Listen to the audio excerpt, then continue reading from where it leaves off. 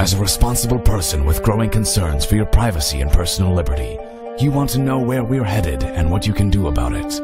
We ask the experts what you need to do to take prudent and responsible action to safeguard your family's wealth and well-being, and what basic first steps will help you to be aware and prepared. ReluctantPreppers.com. Well, speaking of that one world edifice, I mean, circling back to how's that working out for them in the health, what's the demonstrable health or illness of the euro, for example, and what evidence can we see that shows whether it's healthy or not? Well, the proof is in the pudding. I would suggest that anybody who's paying attention might be aware that the people in Germany are dead set against bailouts for Greece, and the Germans historically, because they've had some pretty nasty experiences themselves with fiat money and creating too much fiat money. And I think the German psyche, I think they know that story doesn't end well. Witness their Weimar experience from the early 1920s, which set the groundwork for a complete and utter diabolical totalitarian maniac like Hitler to come to power. But it was this experiment with fiat money and printing too much fiat money that laid the groundwork for that. And it's starting to look like maybe history is going to repeat itself. Maybe in America this time, because America seems to be marching down a road towards a totalitarian type of government, as opposed to the Republican state that was initially installed. And this is actually, not good for humanity, through my eyes at least.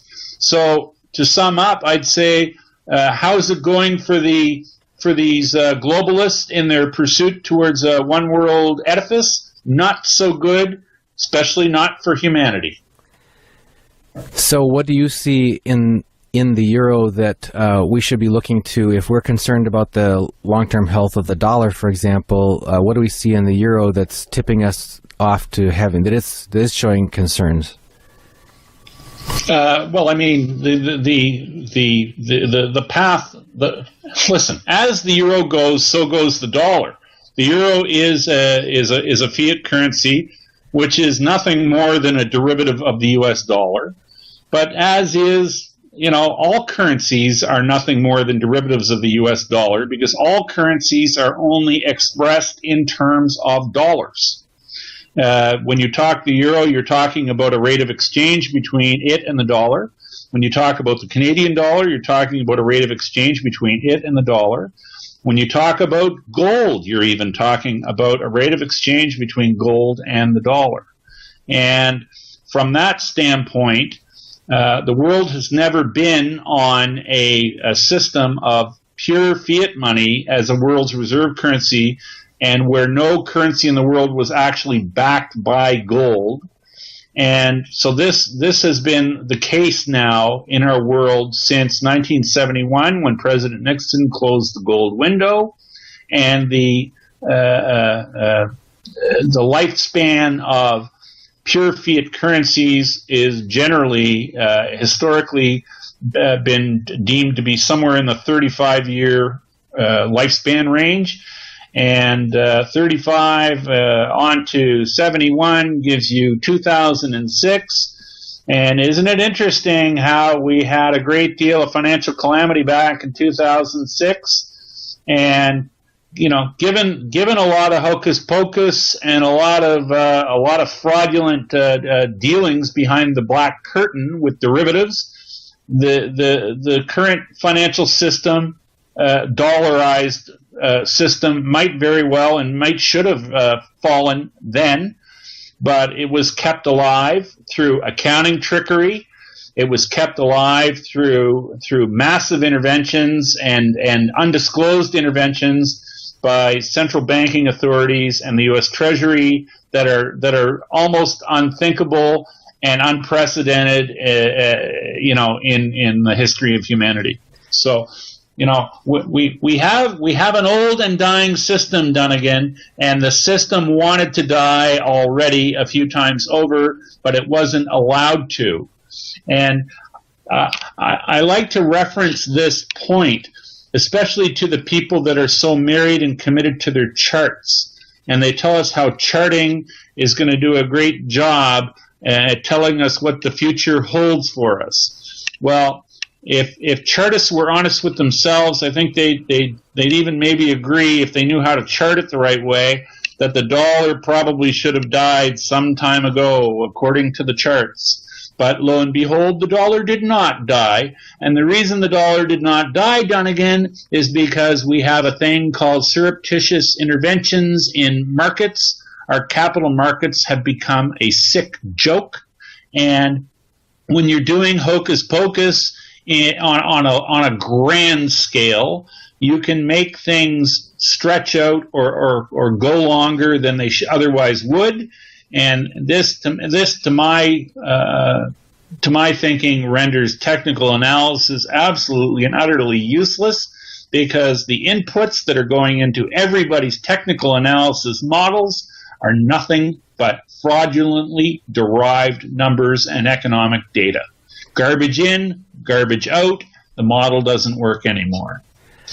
I wonder if that leads us to, and if you'd go with us then, to the steps of what the individual person who is aware of these realities and these historical patterns can yet do, first to take any actions to protect their own finances to the extent possible, and secondly, as you've mentioned a couple of times tonight, to guard or to reclaim any of their civil rights, their civil liberties. So if you could first talk about what people can do to on an individual basis to protect themselves financially, and then if we could talk about how they can do to protect their civil rights.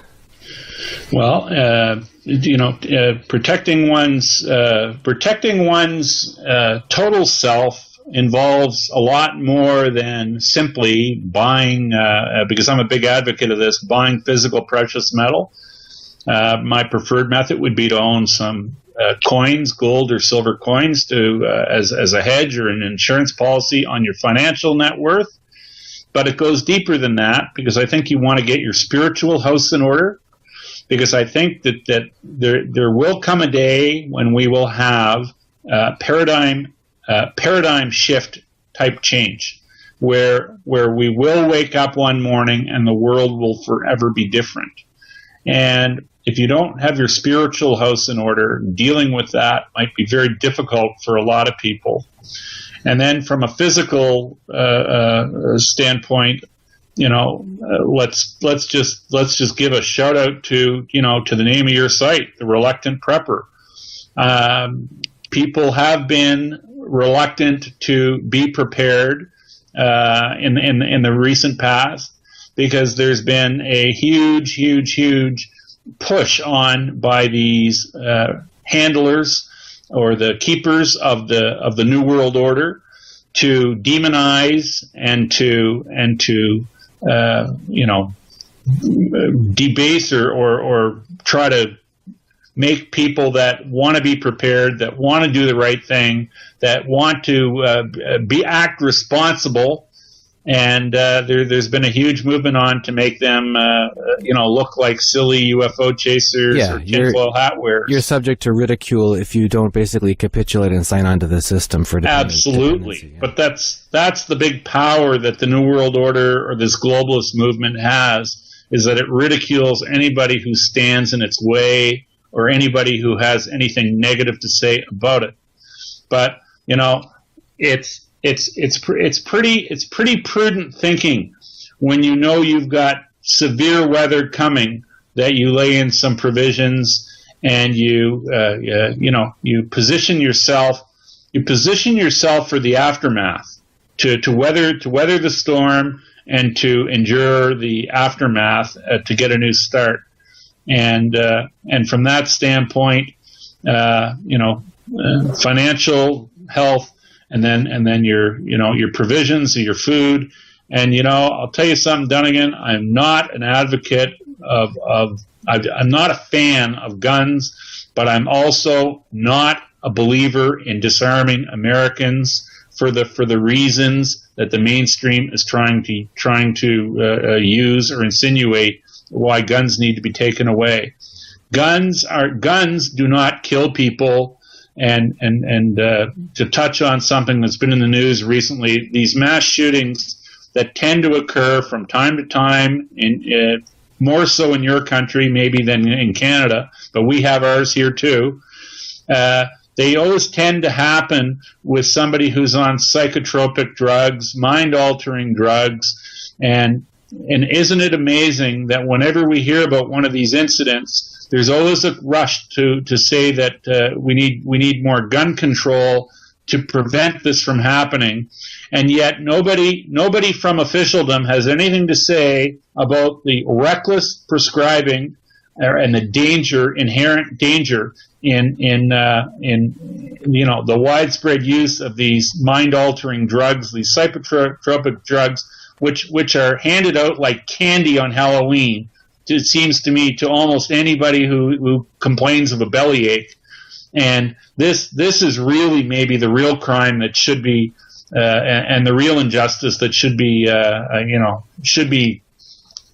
published, talked about, and there should be a national dialogue about that. Because it seems to me that anybody who's strung out on drugs can find umpteen different ways to mow people down, whether it's to jump in a car and go run through a crowd. If somebody does that, are we going to outlaw cars? Or grab a knife and knife people? Are we going to outlaw knives? And it's just, and you can take that right to guns. Anybody who's whacked out on psychotropic drugs, any act they commit with a gun, I don't blame on the gun necessarily at all. I blame it on the drugs. And it seems to me the purveyors of the drugs in our world today get to write their own ticket, and they get a free pass whenever their products should be duly referenced for causing problems. I would direct folks who haven't had a chance to read an article, an essay actually called "On Sheep, Wolves, and Sheepdogs" by Dave Grossman. He talks about, and it comes to mind because I think about what I've heard said recently about a number of these mass atrocities that have happened in so-called, gun-free zones, whether it's schools or movie theaters or churches, that sort of thing, or even if you think about the 9/11 airplane incidents, it was the one airplane on which ordinary people were willing to rise up and take matters into their own hands, that even greater loss of life was prevented or averted, and how much more could have been averted by a alert populace ready to take prudent and common sense action against someone who's trespassing on a large group or whatever. But what a little clip from that article says: the sheep generally do not like the sheepdog. He looks a lot like the wolf. He has fangs and the capacity for violence.